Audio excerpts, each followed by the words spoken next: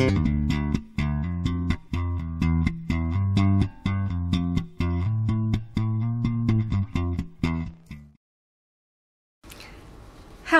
it's the Cursing Seamstress. This is a brief introduction to a video that I just shot. And I say most of this, I guess, in the video, but I felt like I need to introduce a little bit. I went to an estate sale today is Wednesday, last Friday. It was about 45 minutes away from me. It started on a Thursday. I went on a Friday in the morning, so a day had gone by of sales already.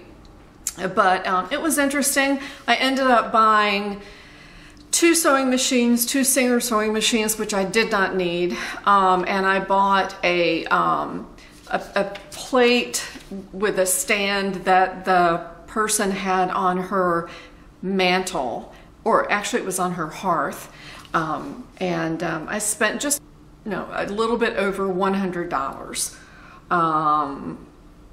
So when I went, everything was 20% off. There are very few people there, and I think the guy was just trying to get rid of things.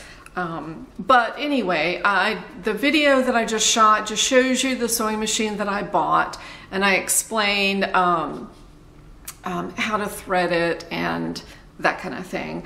Basically, I took it out of the box. It came in the box. Both the sewing machines were in the same room, right next to each other on the floor. Nobody was looking at the sewing machines.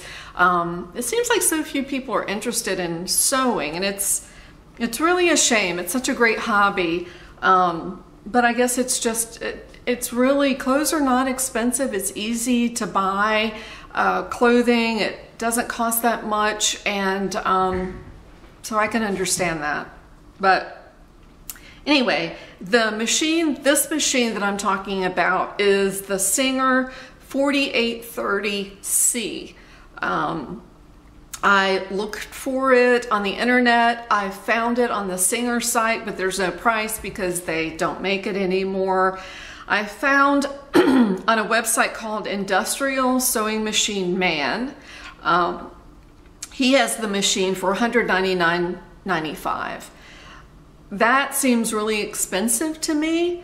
eBay has it in a case for $89. So, and of course it's used. The thing about this sewing machine is that I don't believe it was ever used. And I say that because, and I think I say this in the video, the presser foot was down. There was like a manufacturer's little scrap of paper underneath the presser foot. There was a needle in the machine, which was bent. There was no bobbin in there, and all of the accompanying presser feet, bobbins, and all that kind of thing were still sealed up in a little plastic envelope and never had been opened. I don't think the woman ever used it.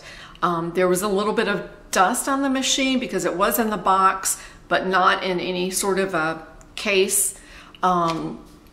So I wiped it all down with a Clorox wipe. I have not oiled it. I had a difficult time threading the upper thread, and I explained that in the video. The best I can determine, the machine was made in the 1990s. It seems to be very solid. It stitches well. I have not tried the buttonhole stitch or the zigzag. I'm going to play with that and put some other feet on. It does do a buttonhole and some decorative stitches. So sit back and enjoy my showing you this machine. The next video I do will be taking the second sewing machine out of the box and seeing how that one does. I doubt that one's ever been used either. So enjoy, and I'll see you back shortly. Thank you for watching. All right, hello everyone, it's the Cursing Seamstress, and I am doing something a little different. I wanted to show you what I picked up at an estate sale last Friday. The estate sale was on from Thursday through Saturday, so I was there on the second day. I was there fairly early, within an hour of their opening. It was in a nice neighborhood, middle-class neighborhood. The ladies, I assume it was a woman, her house was quite clean. She collected a lot of items, a lot of dishware and things, which I certainly didn't need, nor did I need this sewing machine. But I actually bought 2 sewing machines. This one is the Singer. The number is 4830. It came in the box. It is a basic machine. I do like that I'm not sure what this is called, the platen. I'm not sure. That might be for a typewriter. But it has the removable piece, which allows you to get in really nice and tight for sewing armholes and things like that. So that's pretty cool. There's a little place in here. It's still a little bit dirty, but like I said, the lady's house was clean. But I've already wiped all of this down. I'm a germaphobe. I've wiped everything down with Clorox wipes. Just to show you what I got in this. These pieces were all sealed up in plastic that had never been opened. So I had several bobbins, and this piece, which fits over this plate. I'm going to read more about that. Came with some needles, several feet. This is a zipper foot. I think this one is a rolled hem. Don't know if you can see that. These two I'm not sure. I'm going to have to look up exactly and see what those are. So it has a drop-in bobbin here. This is a metal foot that came with it. It says it's an easy thread. It does zigzag stitches, some decorative stitches, and it does the buttonhole, which is done on this knob here. Reverse stitch. To wind the bobbin, you actually have to push in. There's a little indentation here. You have to push that in, and that keeps the needle from going up and down.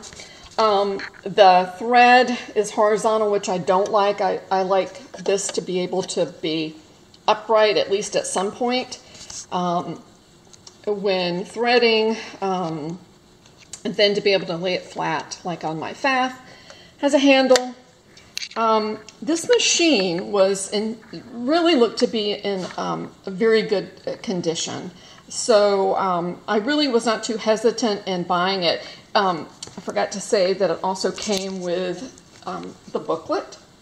I don't know if the lady ever sewed with it, and I say that because, hold on one second,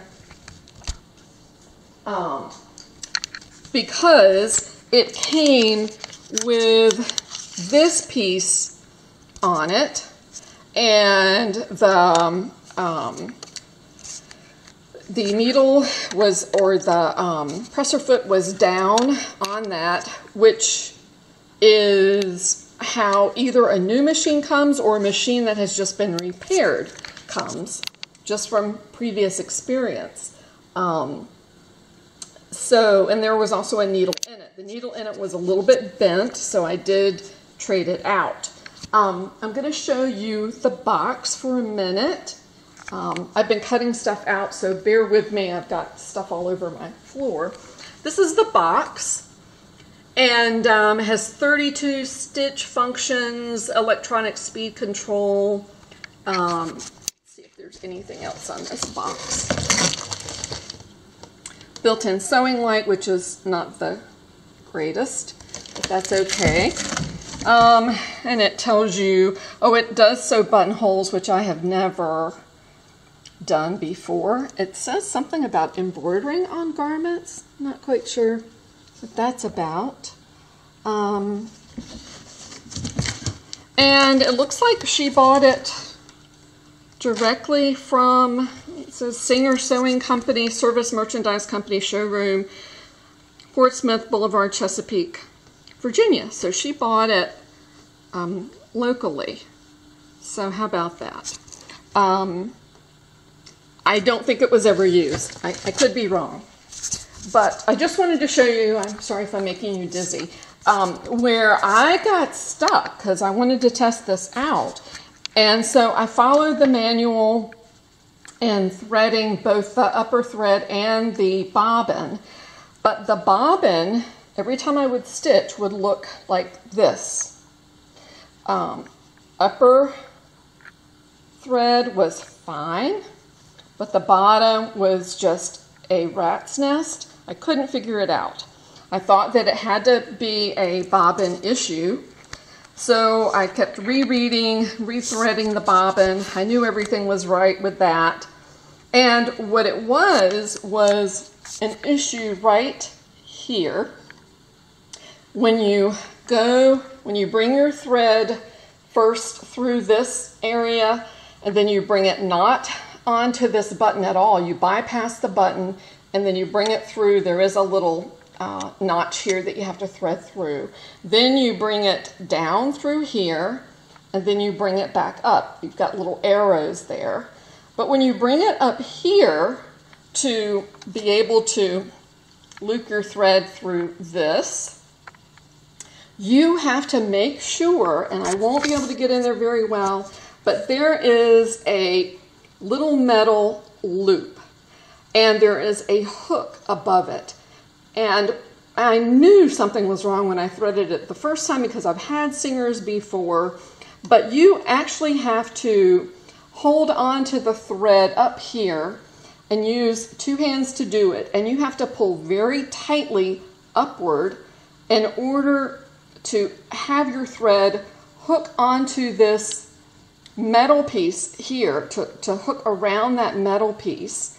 And then actually it will go down through this piece of wire and up on the other side, and then you come up here and thread it through this hole, and then you go on down. The rest of it's kind of self-explanatory. There's like a loop here, and then there's your typical little wire piece here that you have to go through. Once I did that, it stitched beautifully, and I don't know if you'll be able to see, let's see here where I stitched. This was my final stitch here. I don't know if you can see that side and that side. There's no bunching up at all. Sorry, it's not darker thread. I used white because I figured that's what I would most likely sew with. So this is great. I have not oiled it. It looked like I said, that it was, I may oil it, but it really works fine. This was listed at $50, as was the other machine. It being the second day, there were very few people there. Everything was 20% off. So I got this for $40, and I was very pleased with it. Overall, at the sale, I spent $124 maybe, and that's for two machines and something else that I'll show you that I bought. So that's that. If you have any questions, I haven't tested out the other stitches. I'm going to play with it some more. I don't need this.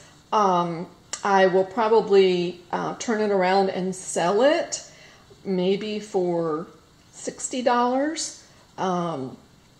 But I also might just play around and use it a bit. My next video will be on the other sewing machine that I bought at the same estate sale. And that is also for a singer. So stay tuned for that. Thanks for watching.